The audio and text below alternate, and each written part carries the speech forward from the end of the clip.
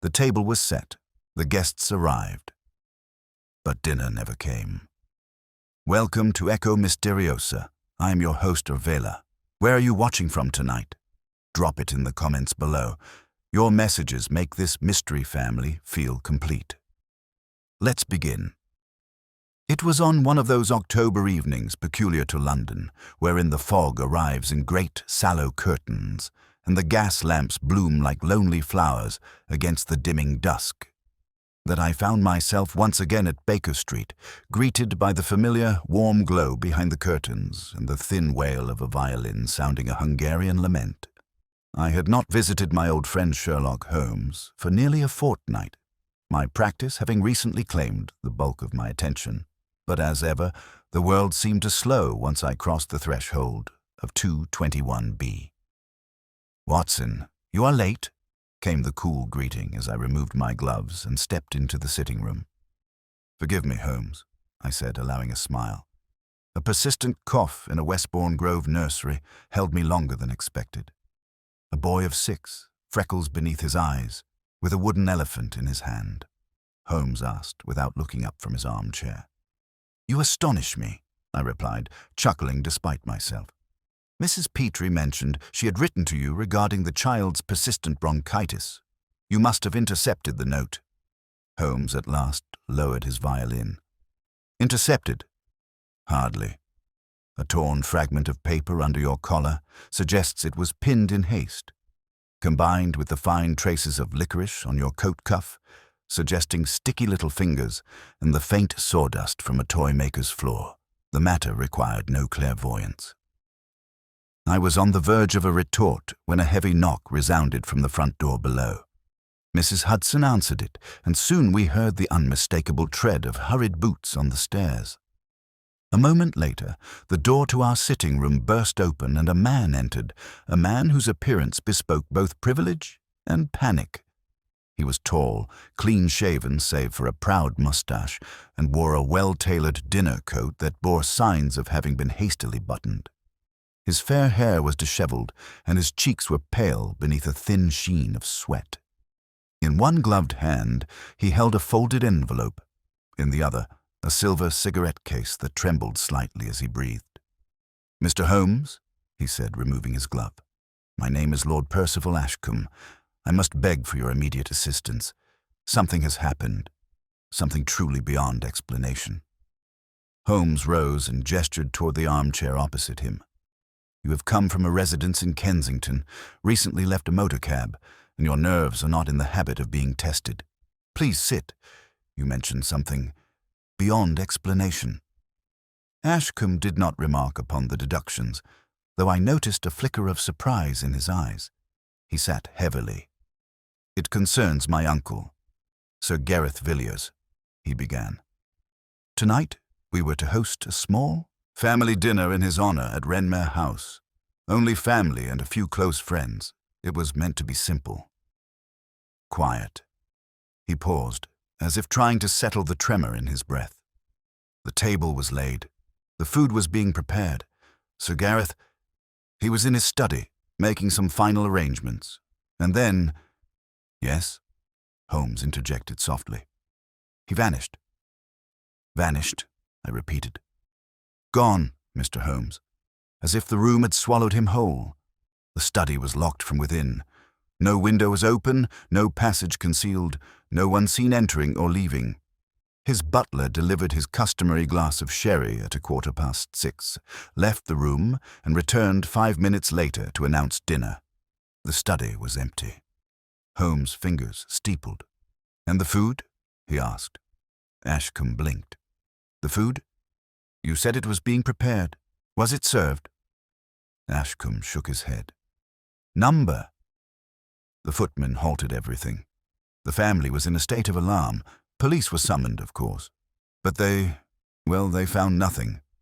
The room showed no signs of struggle or exit. "Which precinct?" Holmes asked. "Chief Inspector Dunwoody from the Metropolitan." Holmes's brows drew together for the briefest instant. "I'm not fond of ghosts," he said. "They tend to leave fingerprints. Tell me, Lord Ashcombe, was anything missing from the room?" Not that we know of. Holmes rose and moved to the mantelpiece, where he tapped thoughtfully on the wood with a finger. When was Sir Gareth last seen? Moments before the sherry. My cousin Eleanor and I were speaking with him in the study. He dismissed us with his usual cheer and said he would join us at the table shortly. Holmes nodded slowly. And the house? Any guests not expected? Number-only family. And the house staff, of course. Most of them have been with the household for years. There was one new hire, Joseph, a kitchen porter, but surely there are no sureties in vanishing studies, Holmes said sharply. I cleared my throat. Might I ask, Lord Ashcombe, was Sir Gareth in good health? Any enemies? Business troubles? My uncle was hale and sound, Ashcombe replied. And as for enemies, well, I dare say no man of wealth and age is free of them. But he was a just man, careful with investments and generous to a fault. Holmes returned to his seat. Very well. I shall come with you to Wrenmere House. Ashcombe looked visibly relieved. Thank you, Mr. Holmes. I brought a cab. I can have it brought around at once. Holmes waved a hand. You may leave the arrangements to Watson. I shall gather a few necessities. Watson, bring my gloves, the lens and the small folding rule from the side drawer. We are dining at a house where dinner has gone missing. That, I think, warrants a closer look. Ashcombe stood. I must warn you, it has unsettled the entire household, especially my aunt. I make no claims of comfort, Holmes replied, reaching for his coat. Only of discovery. As we stepped into the thick London mist, I glanced at Holmes. He had that look again, that glint of predatory interest beneath his otherwise cold expression. And I knew, even before our cab vanished into the fog, that the dinner that never reached the table would be a feast for Holmes's formidable mind. The cab bore us swiftly westward through the pale, shrouded streets. The fog thickened as we passed Kensington High Street, rising like a ghostly tide to the windows of the carriage. Beside me, Holmes sat with gloved fingers pressed together, his expression unreadable. I'd learned long ago not to interrupt him when his mind was in motion. I merely watched the lamps flicker past and listened to the soft clatter of the wheels over the cobblestones.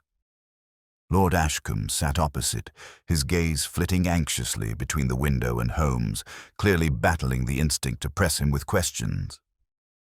At last, Holmes spoke. This new kitchen porter, Joseph. When was he hired? Just 3 days ago, Ashcombe replied. Cook said we were short-handed. My uncle approved it. And has anyone spoken to him since the disappearance? He was questioned by the police, of course, Ashcombe said, frowning, but they found nothing suspicious, no record of wrongdoing. He seemed frightened, yes, but not guilty. Holmes gave a non-committal murmur and returned to his thoughts. It was 7:45 when we arrived at Wrenmere House, a grand Georgian mansion on the eastern edge of Holland Park, its portico swallowed in fog, its upper windows glowing faintly like lanterns in a cathedral. A footman in black livery opened the door before we reached the steps, his face pale and drawn. My lord, he murmured to Ashcombe, bowing slightly. This is Mr. Sherlock Holmes and Dr. Watson, Ashcombe said, already leading us through the vestibule. They're here about Sir Gareth. The footman nodded, then hesitated. Her ladyship is in the drawing-room. She asked not to be disturbed. She'll want to speak to Mr. Holmes, Ashcombe said curtly. Where's Inspector Dunwoody? In the study, sir, with Sergeant Kettle and another constable. We crossed through a wide hall where heavy portraits loomed in their gilt frames. Wrenmere House was richly appointed, but the air felt wrong. Too still, too expectant, as though the house itself were holding its breath. Holmes noticed it too. I saw the subtle narrowing of his eyes. He paused at a side table to examine a shallow silver dish filled with red-orange petals. Calendula, he murmured. Not common in October. Someone must have fetched them fresh. Ashcombe blinked. My aunt's preference. She claims they carry warmth through the cold months. Indeed. At the study door, Holmes paused again. The wood was oak, with a heavy brass handle and 2 small panels of beveled glass. The constable outside saluted Lord Ashcombe and allowed us through. Inside, the room was richly panelled in walnut, with high shelves lined with books and ledgers. A Persian rug softened the creak of boots, and the smell of tobacco hung faintly in the air. The hearth was cold. A green-shaded reading lamp cast a circle of light on a leather-topped desk, on which rested a crystal sherry decanter, a half-filled glass, and a sheet of notepaper bearing a list of names. Beside the hearth lay an upturned armchair. Inspector Dunwoody, a florid man with a waxed moustache and the look of one born into command, turned at our entrance. "Ah, Mr. Holmes. Heard you were coming." Holmes nodded politely. "And what have we, Inspector?" "Not much." Study was locked from the inside. Key was still in the door, window bolted, no sign of forced entry. The servants swear no one entered or left during the interval between the butler's visit and the discovery. The whole thing's a blasted riddle. Holmes moved toward the desk, his gaze sharp. "The butler?" "Wilkes. 40 years in the household. Impeccable record. We've spoken with him, of course. And the family. Still in shock. Lady Villiers hasn't left her room." Holmes nodded and crouched beside the upturned chair. "This was overturned during the commotion, I presume." "Most likely," said Dunwoody, "or possibly during the disappearance itself, though it's hard to say." Holmes righted the chair, examining the legs, the fabric, even the tufts of wool left behind on the rug. Then he moved to the fireplace, where he peered up the flue with his lens. "No recent ash," he remarked, "nor soot disturbed. Was the fire lit today?" "Not since yesterday," said Sergeant Kettle. "Sir Gareth didn't like smoke before supper." "Indeed," Holmes murmured. "Now, Watson, come here." I stepped beside him as he gestured toward the carpet before the desk. "Observe." At first, I saw nothing.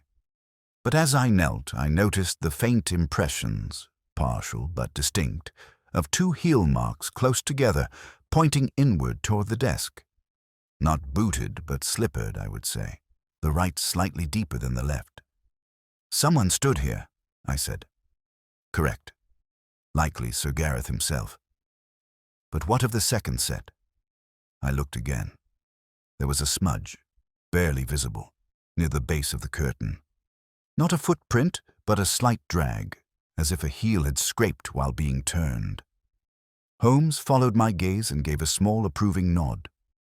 "Very good, Watson." Dunwoody snorted. "We examined the rug. Nothing useful." Holmes did not respond. He crossed swiftly to the door and examined the lock, the jamb, the handle, taking a small rule from his coat and measuring the gap beneath. "A 1/4-inch clearance," he noted aloud.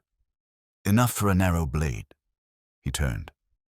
"And this key, was it turned from within or without?" "Within, of course," Dunwoody said.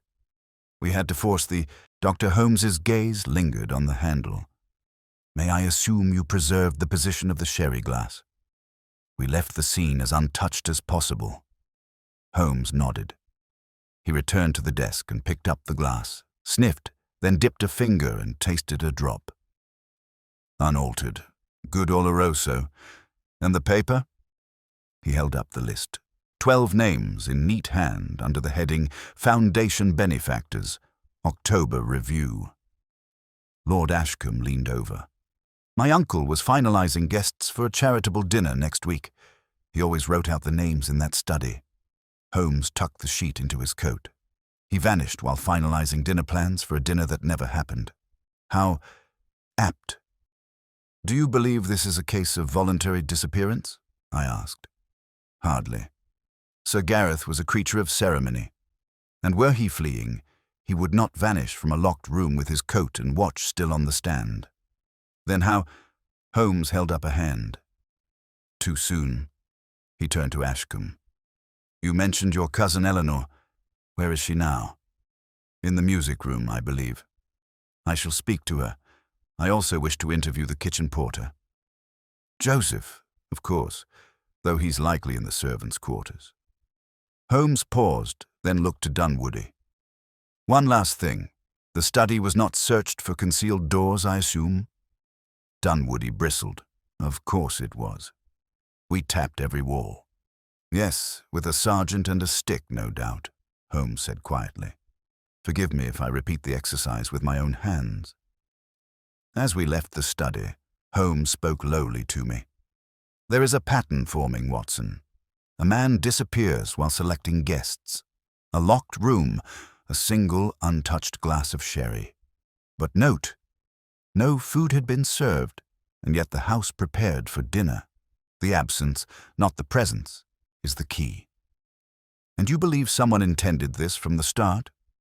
I believe, he said, pausing by a portrait in the corridor, that the table was never meant to be reached, and that the answer lies not just in the study, but in the kitchen. He turned toward the rear staircase. Come, Watson, let us go where the dinner began.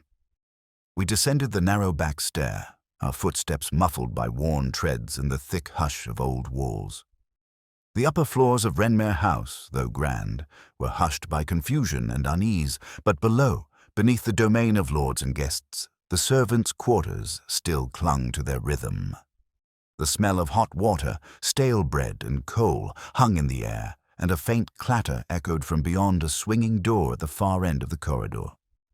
Holmes paused before a small side chamber, a scullery converted, from the looks of it, into a pantry, and opened the door without knocking.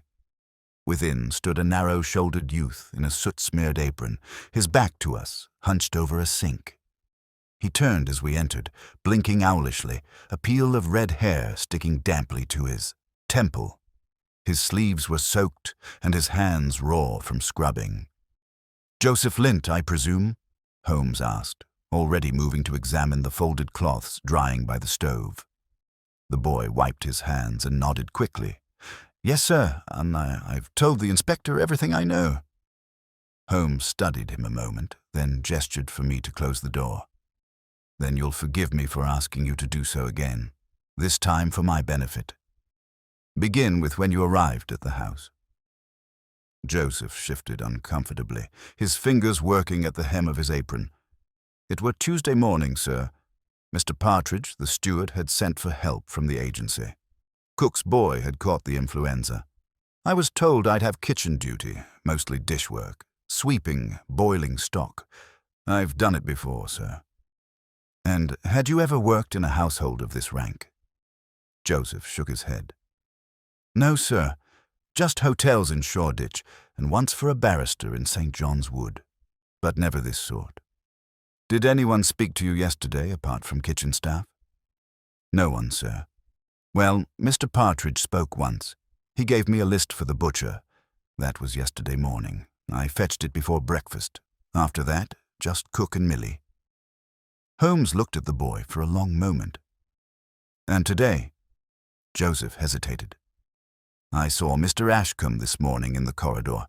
He passed me near the linen press, but he didn't speak." "Did you serve in the dining room?" "Oh, no, sir. I've no livery. They said I was to stay to the back and fetch and carry. Millie and Wilkes handled the table." "Did you enter the study at any time?" Holmes's voice sharpened. "No, sir. Not once." Holmes walked to the stove, lifted the lid of a small copper pot, and sniffed. "Veal stock," he murmured.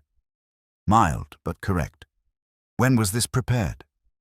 Joseph swallowed. "Yesterday evening. Cook keeps it overnight and strains it in the morning. It was for the sauce." Holmes replaced the lid. "And was any of it removed before the disappearance?" "No, sir. We hadn't begun plating. Dinner was set for 7. Sir Gareth vanished just after the hour." Holmes turned to me. "Note that, Watson. The kitchen had not sent a single course to the table." "Yes," I said slowly. "And yet all was in readiness." Joseph spoke up timidly. "We'd begun plating the hors d'oeuvres, just olives and cheese on the salver, but it hadn't left the kitchen." Holmes walked to the pantry shelf and examined the stack of clean plates. "Tell me, Joseph," he said, Do you know how many places were set tonight? I think it were 12, sir. I saw Millie counting forks. Holmes straightened. 12, as on the guest list in the study. Yes, sir. But Sir Gareth was not among them. Joseph blinked. Sir. Holmes paced slowly. There were 12 names. Sir Gareth would make 13, unless he was not to dine. I raised my brow, but Lord Ashcombe said it was a family supper in Sir Gareth's honour. Indeed. But even so, our host did not place himself among the 12 named. Curious. He turned back to Joseph. Was there anything at all that struck you as strange today? A sound? A smell? An odd instruction? Joseph looked nervous. Well, it may be nothing, but just after 5, while I was fetching kindling, I passed through the corridor by the dumbwaiter. I thought I heard someone speaking inside the shaft. Holmes became very still. Inside, or above it, sir. I couldn't make it out. Just muffled, like someone muttering. I waited, but it stopped. I thought it was Millie singing again. She hums sometimes. Was anyone in the kitchen at the time? Just Millie and cook, and they were talking near the scullery. Holmes turned and strode briskly from the room. We followed him down a short corridor to the small nook where the dumb waiter stood, a shaft of dark oak panels with a rope pulley to one side and a folded tray at its base. Holmes knelt, opened the compartment, and peered inside. Clean, he muttered, but not recently scrubbed. Note the smear here, Watson. I knelt beside him and saw it, a faint reddish streak near the bottom edge of the tray, scarcely visible. Wine. Possibly. Or sauce. Too little to be conclusive. He ran his fingers along the grooves of the paneling, then stood and studied the rope. Can it reach the upper floor? Joseph nodded. Yes, sir. To the butler's pantry, just beside the study. Holmes turned sharply. Show me. We followed him 2 floors up by a narrow service stair until we emerged behind a small door adjacent to the main corridor. Joseph opened it with a key from his apron and revealed a tight space lined with whitewashed brick. There, flush against the far wall, stood the upper opening of the dumbwaiter. Holmes examined it closely. Locked from the outside? Yes, sir, Joseph said, but the latch is simple. Any flat piece of metal could spring it. Holmes did not reply. He crouched again and examined the interior, measuring the distance between the inner walls with his rule, then pressing lightly on the panel beneath. Watson, he murmured. Could a man of Sir Gareth's height, slight build, roughly 5'9", fit through here? Barely, I said. He'd need to crouch fully, and it would be difficult without bruising. Difficult, but not impossible. He straightened and dusted his knees. Joseph, you've been very helpful. Say nothing to the others. If anyone asks, we were inspecting the coal bin. Joseph looked relieved and vanished down the stairs without a word. Holmes stood motionless for a moment, his eyes narrowed, his head tilted slightly as though listening to some internal melody. Then he spoke. The timing is exact, Watson. A man enters a study, locks the door behind him. Within minutes, he vanishes. No door opened, no window touched, but there. He gestured to the dumbwaiter shaft. We have an unseen path, one that no officer examined, one that connects discreetly to the servants' world. But surely, I said, he could not have gone alone. He would have needed assistance to lower the lift, and why vanish at all? That, Holmes said, is the question. He must have left by choice or under compulsion. Either way, the dumbwaiter is no longer a curiosity. It is a passage. We returned to the corridor just as Lord Ashcombe emerged from the drawing-room, his face pale. My aunt is willing to speak to you now, Mr. Holmes, he said. Holmes gave the faintest nod. Thank you. One more thing. Has anyone accounted for the downstairs maid this past hour? Millie, is it? Ashcombe frowned. She was in the drawing room a moment ago. Why? Because, Holmes said, she may be the only one in this house who knows precisely what didn't go into the sauce, and who didn't want dinner served at all. Lady Villiers received us in the morning room, though the hour was well past dusk. She sat erect on a green damask chair near the window, her hands clasped tightly in her lap. Though she was not a woman given to displays of frailty, there was a rigidity to her composure that betrayed the strain beneath. Her shoulders were drawn high, her mouth a thin line of effort. She wore a dark wool dress and a high lace collar fastened with a garnet brooch. In the gloom, her hair, once famously gold, appeared nearly white. "My husband," she said, without waiting for Holmes' introduction, "is not the sort to wander from his own supper table without notice. If anyone here tells you otherwise, they are either foolish or lying." Holmes inclined his head. "Your certainty does you credit, Lady Villiers. I trust you will not mind if I ask several questions which may seem at first impertinent. I invited you here, Mr. Holmes. I have no time for delicacy, only clarity." "Then let us begin with the arrangements," he said. "Your husband was in the study reviewing a guest list. The table was laid for 12, though he himself was not among them. Can you explain this?" "I can," she said calmly. "The dinner was to honor his retirement from the position of chairman of the Ashcombe Trust. He insisted the focus be on the incoming board, on the young men and women he had chosen to succeed him. He said he had no appetite for being toasted, only for stepping away with grace." Holmes paced slowly along the edge of the rug. "Did he intend to make a speech?" "I believe so. Gareth always believed in formal exits. Were you aware he had made changes to the guest list this evening?" That gave her pause. "No," she said at last. "Was the list altered?" "It appears so. The names were freshly written, 12 of them in his hand. No duplicates, no corrections. And yet his own name is conspicuously absent." "Then he meant to excuse himself," she said slowly. "That would not surprise me." Holmes stopped pacing. "Lady Villiers, forgive me if this question wounds, but was your husband troubled of late? Financially? Personally?" Her face remained still. "Not that I was aware. Gareth kept the Trust's affairs in rigorous order, and while we had our share of family tension, as all houses do, he had no great enemies. He was admired." Holmes sat. "And what of Millie, the maid assigned to the dinner service?" "Millie," her brow furrowed. "She's young but dependable. Cook speaks highly of her. Yet she was one of the few to move freely between the kitchen, the servant corridors, and the reception rooms." Lady Villiers' eyes narrowed. "Are you suggesting she had something to do with Gareth's disappearance?" "I suggest only that her position granted her opportunity. She may have seen what others did not, and she may have been seen by someone who did not intend it." Lady Villiers lowered her gaze. Her fingers tightened. "If anything untoward has happened to my husband, Mr. Holmes," she said quietly, "then I must know the truth, even if that truth is inconvenient, even if it is ugly." Holmes stood. "Then rest assured, Lady Villiers, that is precisely what I intend to deliver."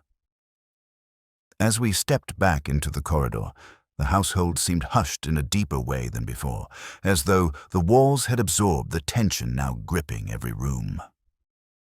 We descended once more toward the dining level, and there, near the silver cabinet, we found Millie.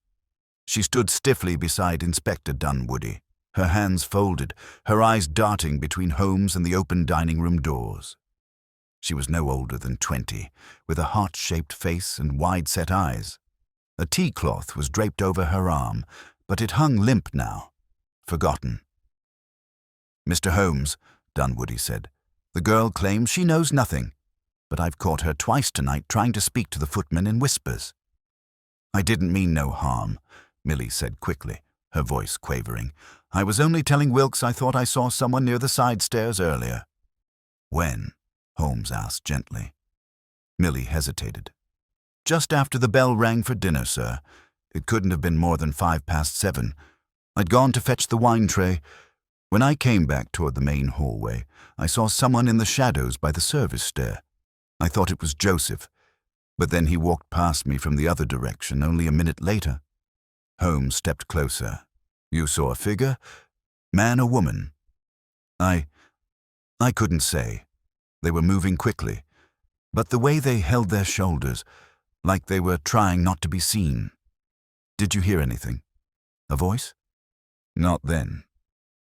But earlier, when I was dusting near the butler's pantry, around 5, there was a sort of clanking in the dumbwaiter shaft. I thought something had fallen. Holmes nodded slowly. You reported neither of these incidents? No, sir. I thought it was nothing. He looked to Dunwoody. Inspector, have the constables searched the wine cellar? Not yet. It's padlocked. Only Wilkes has the key. Then find Wilkes and meet us there. I believe the cellars may hold more than just claret. We made our way to the cellar door at the far end of the corridor. Wilkes, summoned by one of the footmen, appeared with a large brass key that he turned with some difficulty in the ancient lock. The door creaked open to reveal a stone staircase descending into gloom. Holmes went first, a lantern in hand. The air grew colder, damper. Shelves lined the low walls, stacked with crates and bottles labeled in chalk. The scent of earth and cork filled the narrow space. There, Holmes said softly, pointing to the far wall. A thin layer of dust was disturbed near a rack of dusty bottles. Someone was here recently. He moved forward, examining the wall, then placed his hand against one stone. It shifted slightly beneath his touch. A false panel, he murmured. With slow pressure, he pushed the stone inward. A soft click. The panel swung open into darkness. Holmes raised the lantern. A short tunnel, no more than 10 feet, led to a wooden door. He advanced silently, tested the handle, and found it unlocked. The room beyond was narrow, lined with shelves and crates, but it was not empty. On a low bench at the far end, lying as if laid out for inspection, was Sir Gareth Villiers. I took a breath, but it caught halfway in my chest. Sir Gareth's eyes were open, but unblinking. His skin had the pallor of wax, and his mouth was fixed in an expression of frozen surprise. One gloved hand still held a pair of spectacles, the other rested limp against the bench. A dried smear of something dark marred the edge of his sleeve. Holmes stepped forward, crouched, and examined the man's eyes, his fingernails, the faint bruising along his jaw. No wound, he said quietly. No blow. I joined him and touched 2 fingers to the neck. Cold and no pulse. Holmes stood, his face unreadable. No struggle, no signs of violence, and yet death. Dunwoody, appearing behind us, let out a low whistle. Good God, who would hide him here? Holmes glanced at the ceiling. Someone who wished it to appear, he vanished into thin air. He turned back to the body. But there is something else. He reached beneath the collar, produced a small folded paper, and handed it to me. It was a menu, typed. The heading read, The Ashcombe Trust Dinner, October 14th, 1896. Beneath it, in Sir Gareth's own hand, 3 items were struck through. Next to each, in the margin, were question marks, and next to the 4th, veal blanquette, was a small note. No sauce? Why? I looked up at Holmes. He had questions about the dinner itself.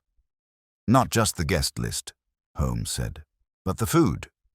The menu and that, he added softly, may have been what killed him. Holmes remained still for a moment, his gaze fixed on the folded menu in my hands, as though reading something invisible between the lines. Then he bent once more over the body of Sir Gareth Villiers and lifted the man's wrist with care. His fingers moved methodically, checking the pulse point, studying the subtle creases in the glove, brushing aside the cuff. Note this, Watson, he said softly. There's a faint ring of irritation, redness around the base of the left thumb. just above the joint. I leaned in. From a tight strap? Or a pressure point? Perhaps from restraints, but I see no matching bruising. Whatever afflicted him, it acted quickly and silently. Dunwoody crossed his arms. "You're suggesting poison?" Holmes didn't answer immediately. He opened the dead man's coat, examined the inner pockets, then moved to the mouth and nostrils with a folded handkerchief. "No odor," he murmured. "No staining. And yet, the expression, note it. Not pain, not shock. Surprise." I studied the features again. Holmes was right. The eyes stared wide, the brows ever so slightly raised. It was a face caught not in agony, but in the final instant of realization. Holmes straightened, brushing dust from his sleeves. "He came here willingly, or was brought with cunning. He did not fight, he did not shout.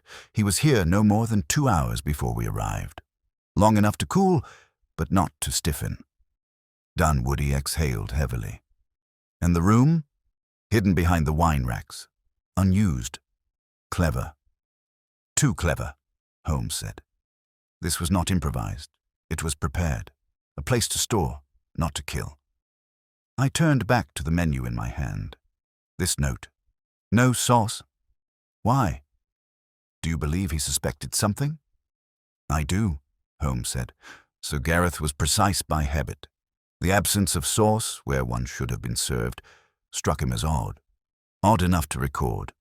Now consider, he leaves the study or vanishes from it. He has not eaten.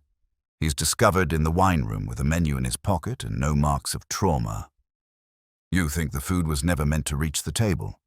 Holmes nodded, and neither was Sir Gareth. We exited the hidden chamber and ascended to the dining corridor once more, where Wilkes waited anxiously near the wine cabinet. His complexion was grey, his hands clasped with visible tension. "Forgive me, sir," he said to Holmes, "but Lady Villiers asks to speak with you again. She's retired to her private parlour." Holmes gave a slight bow. "Very good." I followed close behind as we crossed back through the central gallery. The house felt more tense with each step, as though a quiet current had passed through the walls and touched each resident with unease.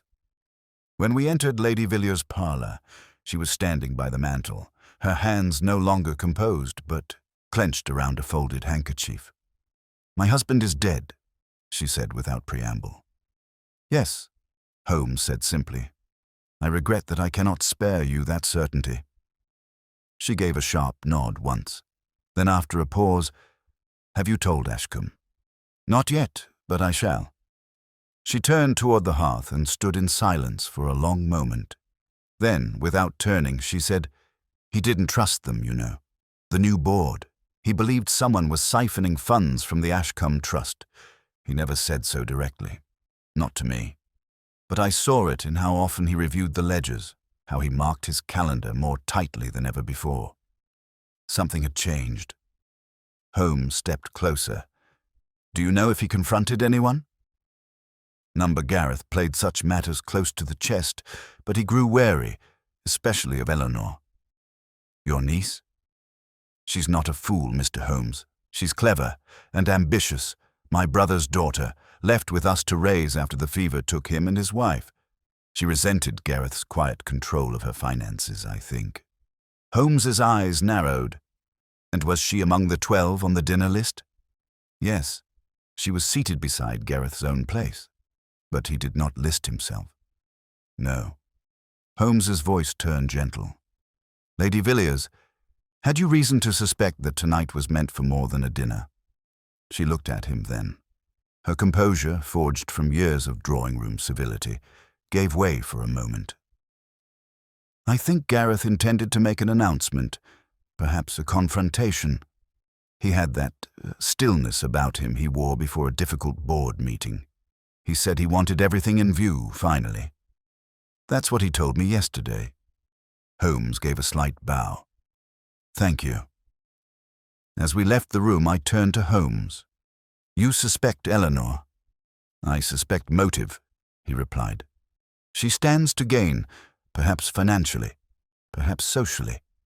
If Sir Gareth had uncovered something, embezzlement, for example, someone with access to the accounts would have reason to silence him. And swiftly.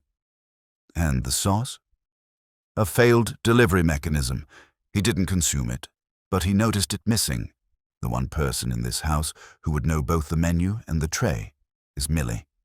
She said she fetched the wine tray, but did not carry it out. The dinner never began. We passed through the stairwell as Holmes beckoned Wilkes once more.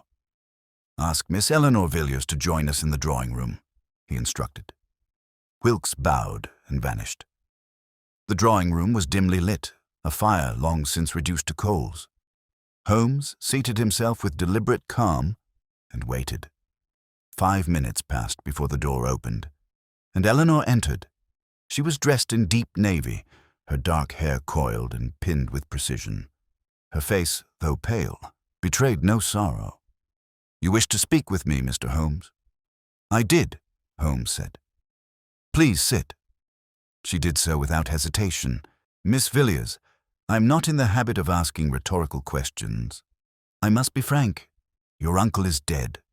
We discovered his body hidden below the wine cellar, placed with care and not long deceased."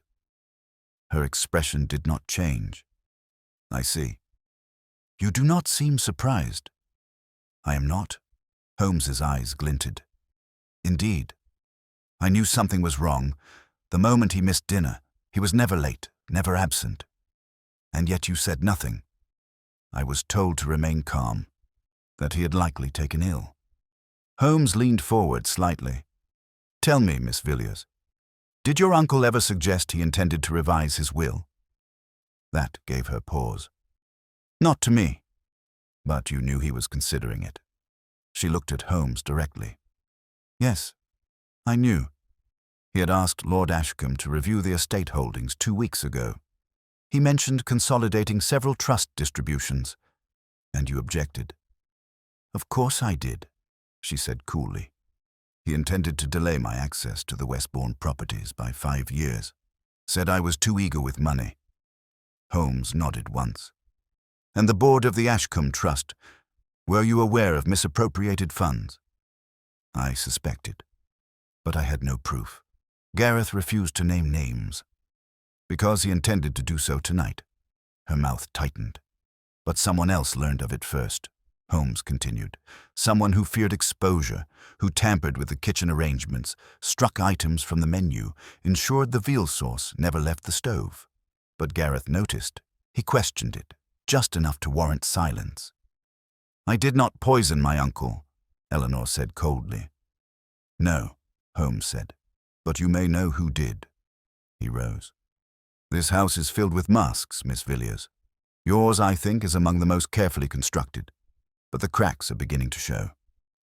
He turned to leave, then paused. "One more question. Where were you at 5 minutes past 7? She blinked. "In the drawing room." "With whom?" "No one. I had stepped out to fetch a handkerchief." Holmes gave a small smile. "You passed near the service stair?" "I did." "Then Millie may have seen you." Her eyes flickered. "I doubt that." Holmes turned. "So do I, but I shall ask her nonetheless." As we walked down the hall, Holmes's steps quickened. "Watson," he said in a low voice, "the moment is close. The trap is almost set." I kept pace with him. "You believe she lied?" "Certainly, but not about the murder. She lies to shield someone, and when that someone sees the door closing, they will attempt to flee. And when they do," Holmes's mouth curved faintly, "then, my friend, we shall be waiting at the gate." We crossed the gallery in brisk silence, Holmes moving with that particular intensity I had come to associate with moments of silent revelation. Not a word passed between us until we reached the rear passage once again, where the low murmur of servants and shuffling boots echoed faintly from the lower stair. He paused there, his gaze fixed toward the kitchens as though he could see the machinery of the household's secrets grinding just beyond the stone walls. "You observed it, Watson?" he asked quietly, without turning. "Eleanor's composure?" "That and more." the manner in which she placed herself beside the fire, neither too warm nor too removed. She offered information freely, but only enough to direct suspicion elsewhere. She is not a killer. She is a gatekeeper. A gatekeeper to whom? Holmes turned at last, his expression unreadable. That, he said, is what we must now determine. We found Millie near the butler's pantry, her hands wringing the hem of her apron, her eyes darting to every passing footstep.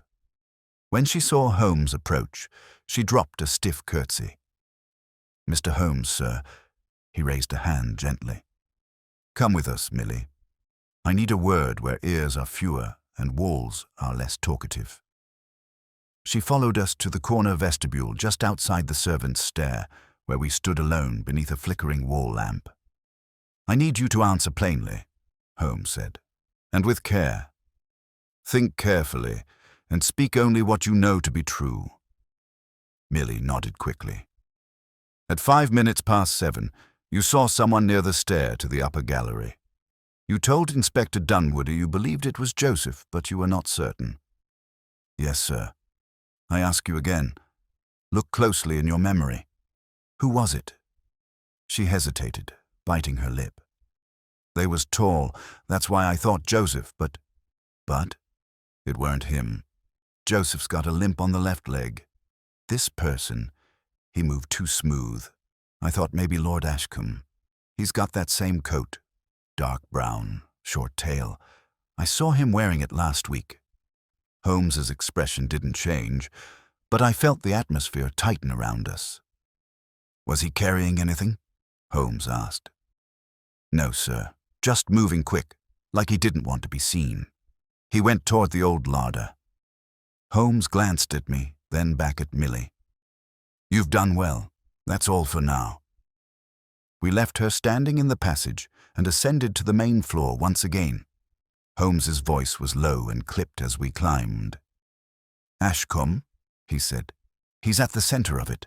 Motive, access, knowledge of the cellar layout. And above all, timing. He was the last to speak to Sir Gareth. He fetched us himself, and he has kept just enough distance from every crucial detail. But why kill his uncle?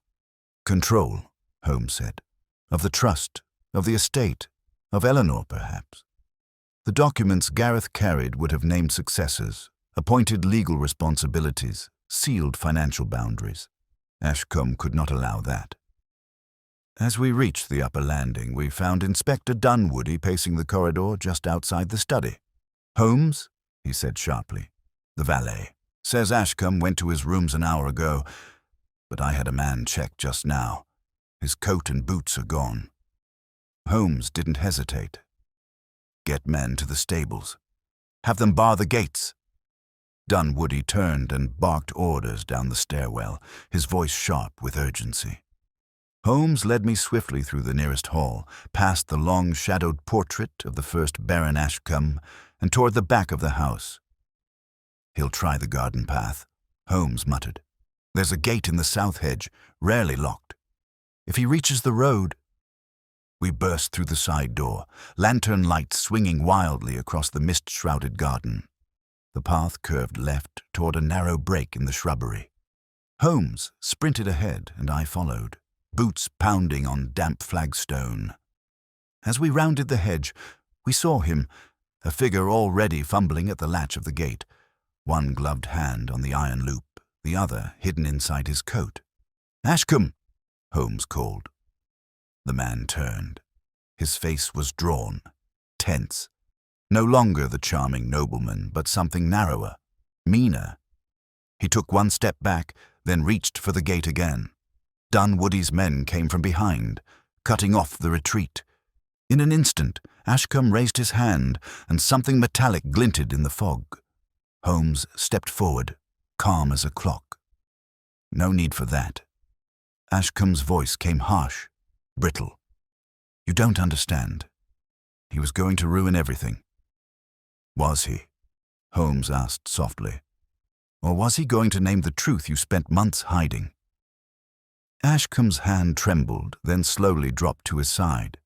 The weapon, a small revolver, clattered to the stones. Dunwoody arrived behind us, his coat soaked at the shoulders. "Well now," he said grimly, "that answers that." Holmes stepped forward and gently retrieved the revolver. "There will be papers in his study. Likely destroyed or hidden, but the motive is clear." Ashcombe gave a hollow laugh. "You don't know what he was planning. The trust, he was going to gut it. Leave it to charity. Eleanor would have received nothing, nor I." Holmes regarded him steadily. "So you staged a disappearance?" "Removed him quietly. Hid the body, hoping confusion would delay discovery. Poisoned, perhaps, though the method remains to be proven. But something went wrong." Ashcombe met Holmes's gaze. "The girl," he said bitterly. "She didn't bring the sauce. Said it had gone sour." Holmes tilted his head. "That was your delivery?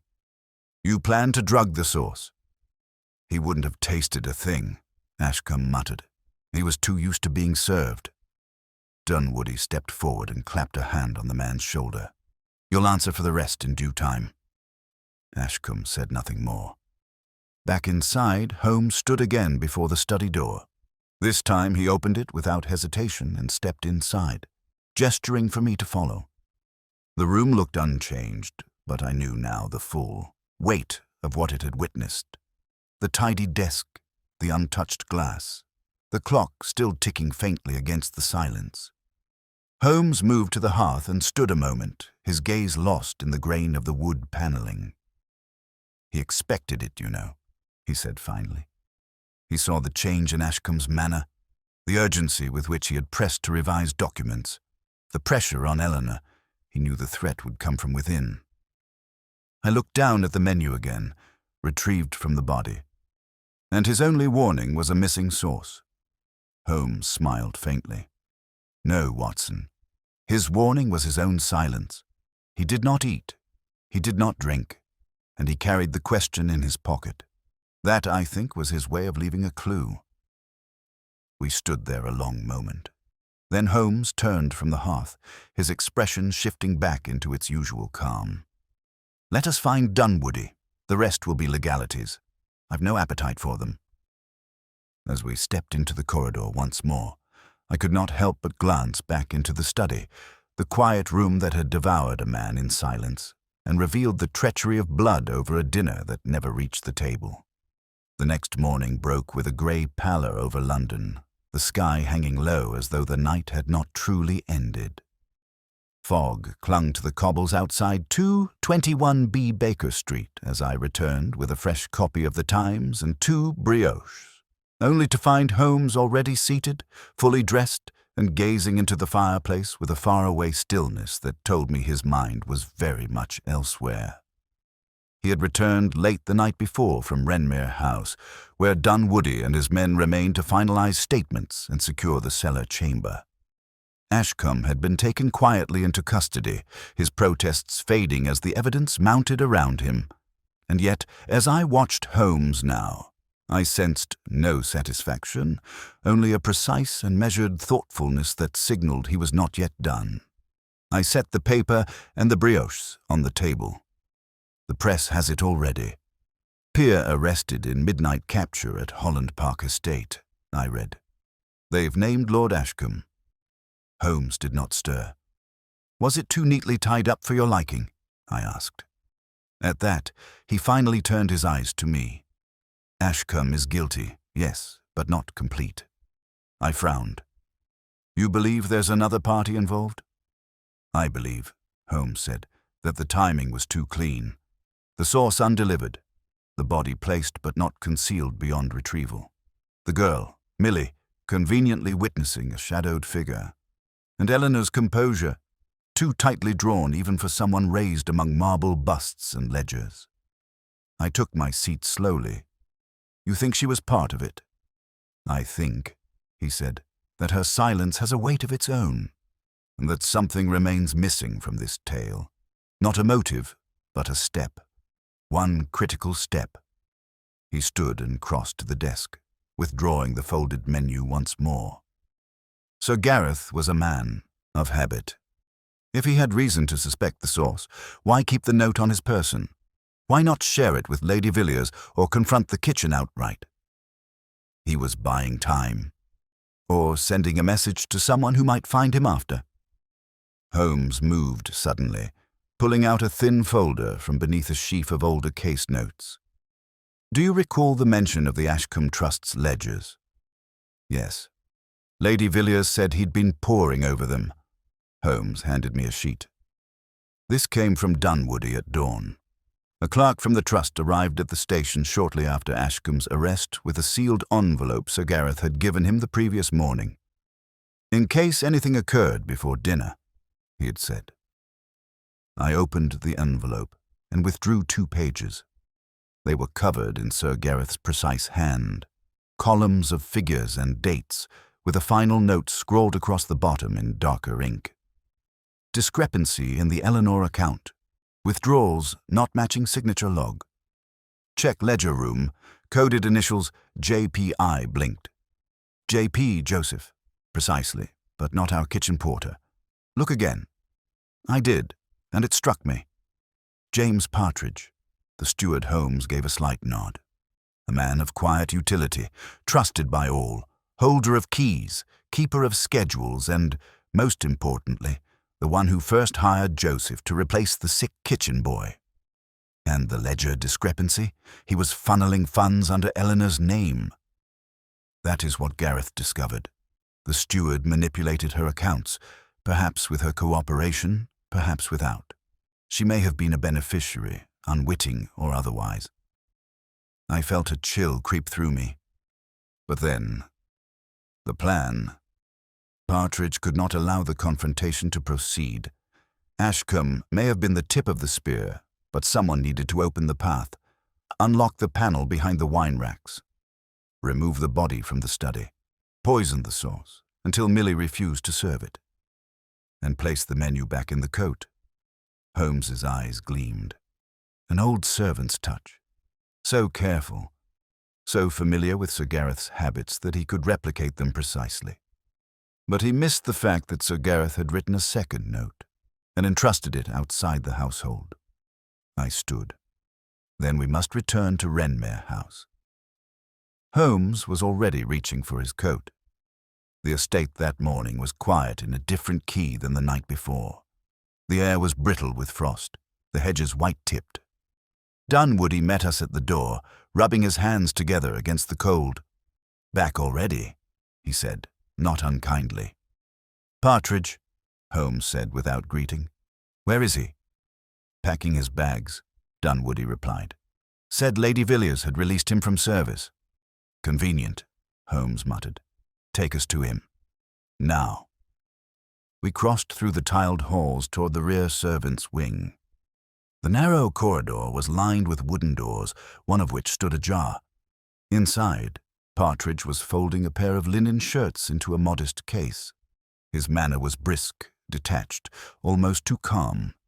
He turned as we entered. Mr. Holmes, I was told my services were no longer required. Quite, Holmes said, stepping inside. And yet I find it odd that a steward of your tenure would depart so swiftly, after such a tragic event. Partridge's face did not waver. Lady Villiers was kind but clear. She said the house required new hands in the wake of what has occurred. Holmes moved to the edge of the case. You were the one who hired Joseph? I was. And you oversaw the dinner preparations? I did. Then you will forgive me for asking, why did you not intervene when the veal sauce was left off the tray? Partridge blinked. I was unaware until the moment itself. Yet you oversaw everything, Holmes said softly, as you always have. Even the movement of Sir Gareth's body after the failed poisoning. Partridge froze. His hands stilled over the shirts, but still he did not speak. Holmes took a step forward. You knew the dumbwaiter, the cellar, the hidden panel. You used Eleanor's name to siphon trust funds, quietly, over months. Sir Gareth found you out. He planned to expose you, but Ashcombe was louder, cruder, easier to use. You offered the means, the tray, the cellar key. You brought the poison, but Millie refused the sauce. So you adjusted. Quietly. Efficiently. Partridge said nothing. His silence was its own confession. Holmes's voice dropped. You placed the menu in Sir Gareth's coat, tucked it there to cast suspicion further afield. But you didn't count on him writing a second note. Partridge's shoulders sagged then, and his eyes dimmed. He was going to destroy everything, he said softly. The trust, the structure. 40 years I served this house. Holmes said nothing. It was not his place to answer such rationalizations. He simply stepped back and gestured to Dunwoody. Partridge offered no resistance as the inspector moved to secure him. As they led him away, Holmes looked once more around the narrow room, the simple furnishings, the stack of ledgers still visible on the shelf. Then he turned to me. There, he said. Now the silence makes sense. I followed him out, saying nothing, the final pieces of the evening falling at last into their places, not with fanfare, but with that sober clarity that marked the end of true puzzles. And behind us, the manor finally exhaled. Holmes said very little on the cab ride back to Baker Street. He sat with his long fingers pressed together beneath his chin, his eyes closed but not resting, the way a violinist might listen inwardly to notes yet to be played. I watched the familiar streets pass in the winter gray, a thin mist feathering the carriage windows. The fog had begun to lift, but I knew from long experience that Holmes was still seeing something within it, some lingering shadow or pattern in the day's events that had not quite aligned. When at last we reached the threshold of 221B, he paused on the step before turning to me. There remains one unanswered question, he said. I raised my brow. After all that? Indeed, Partridge has confessed. Ashcombe is in custody. The trust will survive, albeit limping. And yet something eludes me. He pushed the door open, and we climbed the stairs. Inside, the fire had been laid and was crackling pleasantly in the hearth.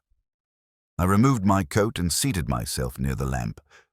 Holmes stood instead at the window, hands behind his back, gazing out into the shifting mist. You recall the second note? He asked. The one Sir Gareth left with the trust clerk, the discrepancy in the Eleanor account.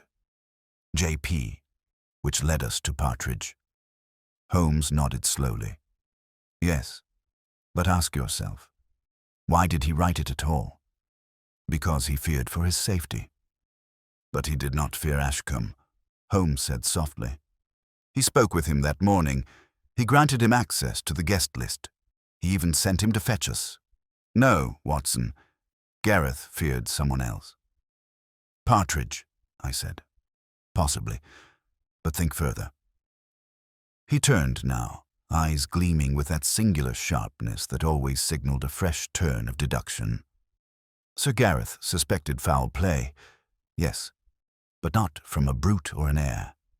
He suspected precision, knowledge of systems, familiarity. That note was a safeguard, but it was also a message, and the timing of its delivery, Watson, was no accident. I sat up straighter. You believe it wasn't merely a backup. It was a prompt. Exactly. Gareth meant for that note to be found after his death, but not long after.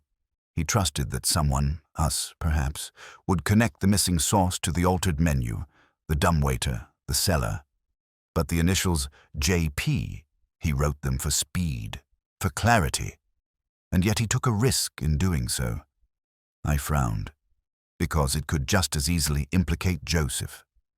Holmes's eyes narrowed, unless that was the point. There was a silence.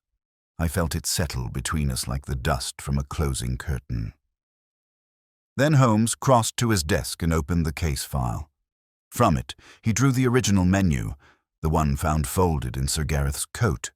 He laid it on the table beside the note. Now, compare these, he said. I did so, puzzled. Both were penned in the same hand, Sir Gareth's. But there was something odd about the ink. On the menu, The note was written in a blacker, bolder line, as though the pen had just been dipped. On the ledger note, the ink was thinner, more even. Holmes said quietly, "The menu note was written last." "You're certain?" "Absolutely. Which means Gareth wrote it after he had already prepared the sealed note for the trust clerk. That is what unsettled me. Why, if he had already sounded the alarm, would he write a second warning and carry it into the trap?" I stared at the papers. "You think he had begun to doubt who the enemy was?" Holmes gave a faint smile. "Precisely. He had intended the warning for Partridge, but something shifted. Perhaps a remark, perhaps a glance, perhaps Eleanor said something, or Ashcombe left a drawer unlocked. Whatever it was, Gareth saw a second thread. But he had no time to revise his strategy. The kitchen was already in motion, the invitations set. I leaned forward. "Then you're saying the second note, the menu, was not merely suspicion. It was a correction, an update." "Yes, but more than that. It was Gareth's final effort to name not just the man who poisoned him, but the person who ordered it." I blinked. "You're suggesting Eleanor was behind the entire thing?" Holmes turned and returned to the window. She knew the money had gone. Whether she aided Partridge or merely learned of the deceit too late, she knew Gareth intended to disinherit her. Her inheritance, her influence, even her social standing was built on being the favored heir. Gareth had, perhaps quietly, already arranged to shift control of the estate to a distant cousin. Ashcombe she could manage, but Gareth, he let the thought trail. "She knew he was suspicious," I murmured. So she steered Ashcombe toward desperation, pushed him with quiet words, with reminders of what he stood to lose. "Manipulated both men," Holmes said. "One to do the deed, the other to cover it. But Partridge confessed to what he did, not to whom he served." There was another silence. Then Holmes spoke again, his tone now quieter, almost weary. "It may never be proven. Eleanor's clever. Nothing connects her by ink or coin." But Gareth tried. That question scrawled on the menu, "No sauce, why?" was his signal to look at what didn't happen, not just what did. That absence, it was his last clue. A knock came at the door. I rose and opened it to find a uniformed boy, no older than 12, clutching a sealed envelope. "For Mr. Holmes, sir." Holmes took it, opened it carefully, and read. A slow smile tugged at the corner of his mouth. "Well," he said, "sometimes even the clever leave fingerprints." He handed me the letter. It was from Dunwoody. We searched Partridge's rooms again, under Holmes's suggestion, and found a hidden drawer in the ledger shelf. Inside, a set of correspondence in Eleanor's hand. Delicately phrased, of course, but the tone unmistakable. She warned him. Not to act, but to avert embarrassment, protect our futures, and ensure that the unpleasant discussion never takes place. I exhaled. "That clinches it." "Barely," Holmes replied. "It is veiled, suggestive, but not criminally damning." "And yet damning enough," I said, folding the letter. Holmes returned to his chair and took up his pipe, lighting it with deliberate ease. "In the end," he said, "Gareth's death was plotted not from greed, but from fear. Eleanor feared erasure. Ashcombe feared exposure. Partridge feared loss of station. All of it wrapped in the lace and silver of a dinner that never reached the table." "And justice?" "Justice," Holmes murmured, "is rarely served hot, Watson. But sometimes, even when it cools, it has a sharp enough edge." The smoke from his pipe curled into the ceiling, slow and silent, as outside the fog lifted, leaving behind the clear outlines of roofs and chimneys, and a sky at last willing to let the light in. The sky above Baker Street had cleared by early afternoon, revealing a pale sun that cast a thin silver sheen over the slate rooftops. I had thought, perhaps, that Holmes would retire to the violin, his usual indulgence after a particularly knotted case. But he remained in his armchair, motionless save for the rhythmic tapping of one long finger against the side of his chair. The correspondence from Dunwoody still lay open on the table between us, Eleanor's veiled instructions now etched into the fabric of the case like a watermark across a forged painting. Holmes was watching it, not reading, as if the ink itself might shift and reveal something further. I sipped the cooling tea Mrs. Hudson had brought up and waited for Holmes to speak. When he finally did, his voice was low and unhurried.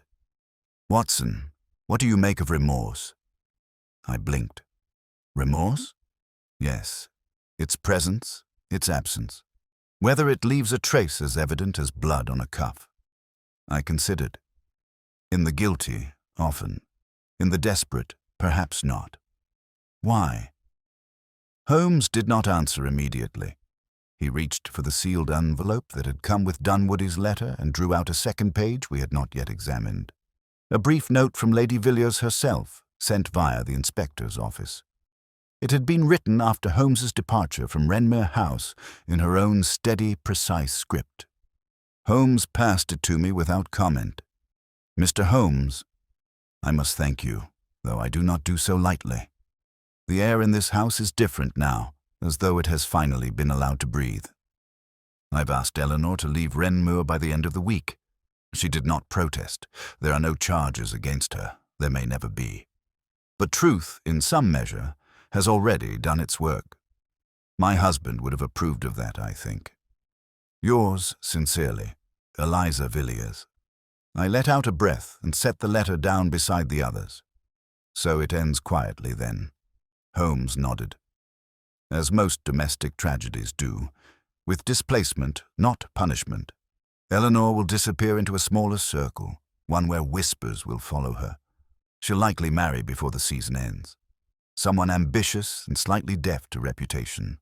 The trust will recover, and Partridge will live out his days in prison." Holmes gave a soft snort. In testimony, he may bargain for leniency. He was, in the end, an instrument, a loyal one, but still a servant to someone else's fear. There was a pause, filled only by the gentle hiss of the coals. I leaned forward and laced my fingers. "There's something that still troubles me, Holmes." He looked up. "Yes?" "The fact that Gareth Villiers suspected not just a plot, but its authorship. He wrote 2 notes. One he gave away, the other he kept. That second note. No source? Why? Seems almost trivial. But you were right to treat it as a message. What I don't understand is why he wrote so little, knowing so much." Holmes stood then and walked slowly to the window, folding his hands behind his back. His reflection wavered in the glass, doubled and ghosted by the angle of the light. "Because, Watson," he said at last, he knew he would not reach the dinner table, and in knowing that, he chose not to expose Eleanor with precision. "You believe he still sought to protect her?" "I do." I rose and joined him at the window. Outside, the smoke from chimneys curled like ribbons into the rising sky. But why go so far to hint at a danger, if not to name it outright? Holmes tapped lightly on the glass, once. Because he hoped the gesture would be enough. The menu note was not an accusation, it was a trail. For someone clever enough to follow it. For someone, perhaps, like Eleanor herself. She was meant to read it, or remember it. He knew her capacity for calculation, and perhaps some part of him hoped that in facing the consequence of her actions, she would step back from the edge before it was too late. And yet, I said quietly, she let the dinner proceed. She allowed the servants to lay the table. She watched the study remain sealed. She did nothing. Holmes's mouth pressed into a thin line. Yes. Another silence. Then, without ceremony, Holmes returned to his desk, drew a fresh sheet of paper, and wrote a single line in his firm, unmistakable hand. He folded the paper, placed it in an envelope, and addressed it not to the police, nor to Lady Villiers, but to a name I had not heard mentioned since the case's beginning. Eleanor Villiers. He sealed it, pressed his signet into the wax, and left it beside the lamp. "Shouldn't you send that through Dunwoody?" "No," Holmes said simply. "It is not for evidence, nor for justice." I looked at him. "Then for what?" "For memory," he replied. "A reminder that the table was set and someone never arrived." The rest of the day passed in the usual quiet rhythm of Baker Street. Papers shuffled, the kettle hissed, and Holmes eventually took to the violin as twilight approached. He played not the stirring pieces of German precision he preferred, but a slow, wandering melody that filled the flat like smoke, fragile, unresolved, and strangely human. Outside, the lamps were being lit, one by one, and the fog had begun to creep again into the streets like an old guest, uninvited but familiar. The case of the dinner that never reached the table had concluded, as such cases often did, not with a flourish, but with the hush that follows a name unspoken. And somewhere, in a manner half in shadow, a woman gathered her gloves and her name and stepped into a future that no longer belonged to the family she had once called hers. Sherlock Holmes did not speak again that evening, nor did I need him to. For once, the silence spoke enough. 3 days later, I found Holmes precisely where I had left him, in his armchair by the fire, his long legs stretched before him, and the fingertips of both hands pressed together, unmoving, as if he had become some bronze fixture in his own sitting room. The envelope addressed to Eleanor Villiers remained on the corner of the desk, untouched, though he had neither spoken of it again nor instructed me to deliver it. It was unlike him to allow a thread to hang, especially one as personal as this. But then, the affair at Renmere had not unfolded according to the usual structure of crime and consequence.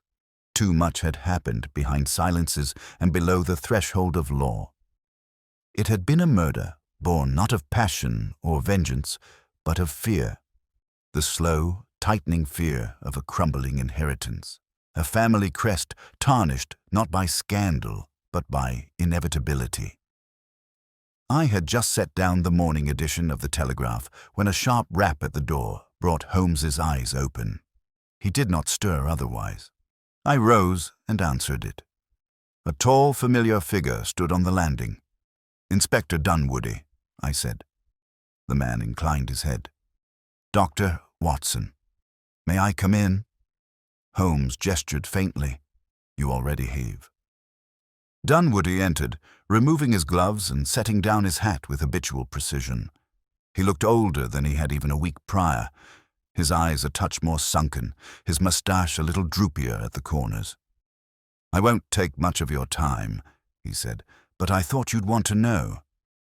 "Ah," Holmes said, rising at last. "Partridge?" The inspector nodded. "He hanged himself last night, in the temporary holding cell at the Kensington station." I felt the chill pass through the room, not from the hearth, but from within. Holmes only nodded. "Left a note?" "Yes, a brief one." Dunwoody withdrew a small folded sheet and handed it to Holmes. I stood behind him and read over his shoulder. "I served the family. That was my only fault. I never asked to choose between right and ruin. If she walks free, I go in her place." J.P. Holmes's jaw tightened but said nothing. Dunwoody sighed and took the paper back. We had nothing solid on Eleanor. Those letters, ambiguous at best. No direct instructions, no named scheme. The solicitor reviewed them and shook his head. Even Lady Villiers declined to press the matter further. "She would," Holmes murmured. "Gareth's memory means more to her than retribution." Dunwoody looked at Holmes for a long beat. "Do you believe he was in love with her?" "Partridge?" Holmes asked, tone unreadable. "Far." Inspector nodded. Holmes's reply was quiet. "Number not in the romantic sense. But there are other forms of devotion, older, more deeply rooted. He saw her as the last flame of a legacy, and when that legacy demanded something ugly, he complied." Dunwoody rubbed the bridge of his nose. "It's an ugly business, this one. We're closing the case. The commissioner doesn't want more scandal." Ashcombe will be quietly prosecuted, manslaughter and attempted concealment, not murder. They'll strip his title if Parliament pushes. And Eleanor? I asked. She leaves for France. Some aunt in Lyon. A house with vineyards and no questions.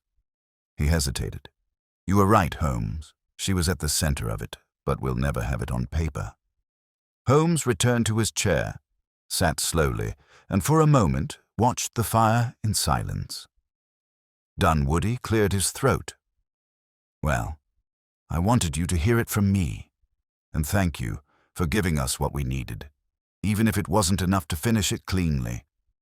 Holmes offered a small nod. After the inspector had left, I stood by the hearth a long while before speaking. He took the guilt with him. Holmes's voice, when it came, was low. He mistook guilt for duty.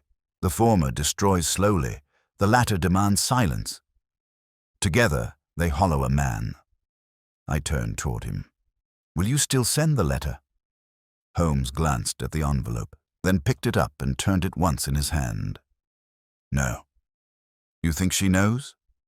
I think she will remember. Not today, perhaps not even this year, but one day she will think of Gareth, of the menu, of the chair left empty.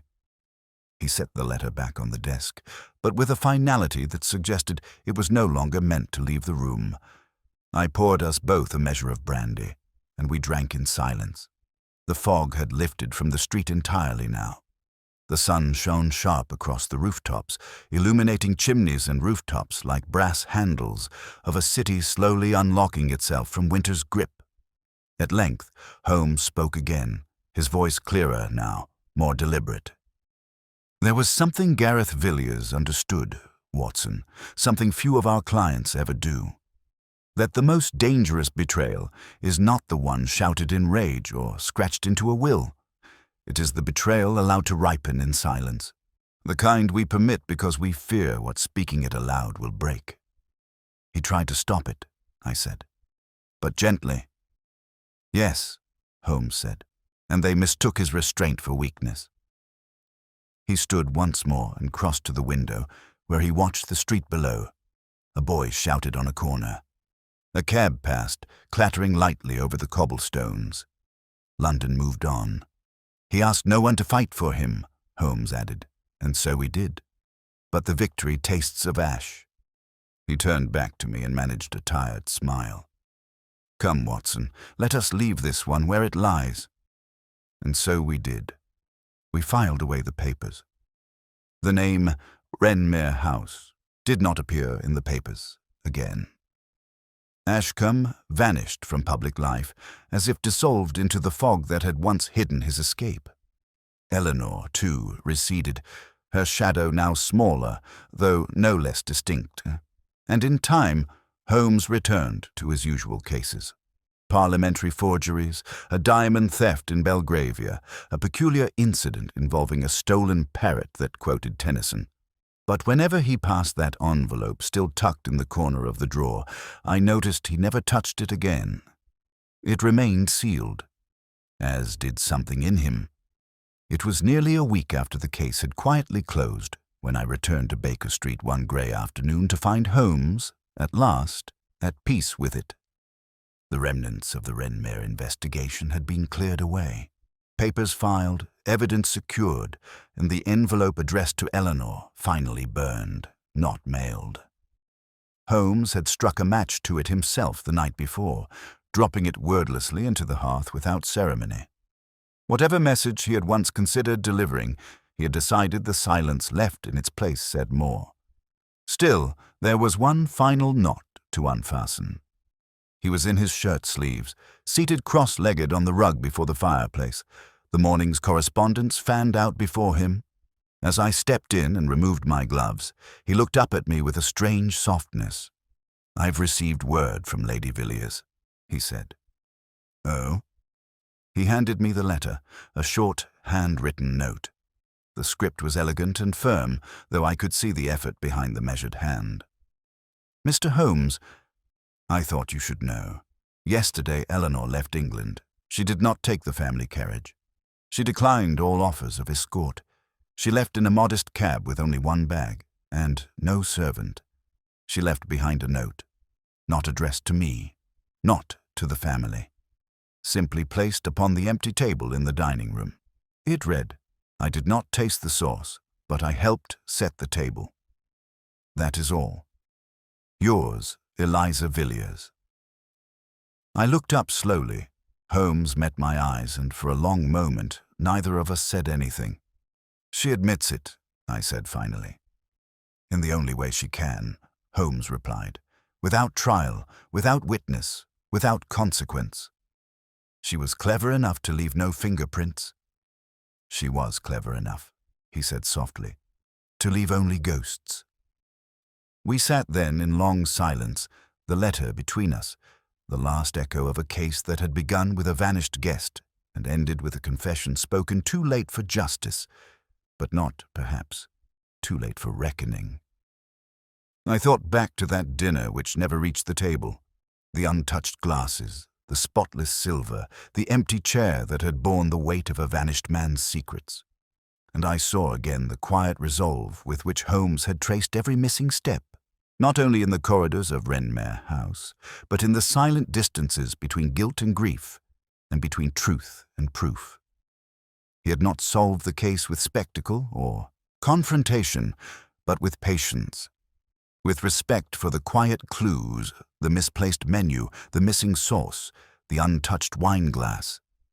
He had spoken to the servants as earnestly as he had questioned the heirs, knowing that in the shifting balance of motive and means, it was the smallest act of omission, a tray not served, a note not delivered, that revealed the deepest betrayal.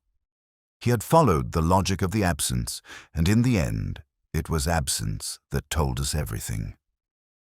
Later that evening, as the lamps outside Baker Street burned low and Holmes finally reached for his violin, I turned to him and said, "There's one thing I still wonder." He raised a brow. "Do you think Gareth Villiers knew he would die that night?" Holmes considered. Then, very quietly, he said, "Yes.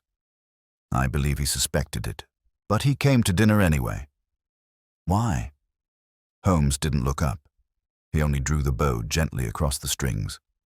To make sure someone else never forgot, they set the table. The melody that followed was low and steady, drawn out across the silence like the final thread of a memory unraveling in the dark. And as I listened, I thought of Gareth Villiers, of the chair left empty and the quiet reckoning that followed. Not a storm, but a stillness. Not a verdict, but a knowledge that could not be unlearned. It was, in its way, the most human of all Holmes's victories, and the most haunting, the most haunting, the most haunting, the most haunting, the most haunting, the most haunting, the most haunting, the most haunting, the most haunting,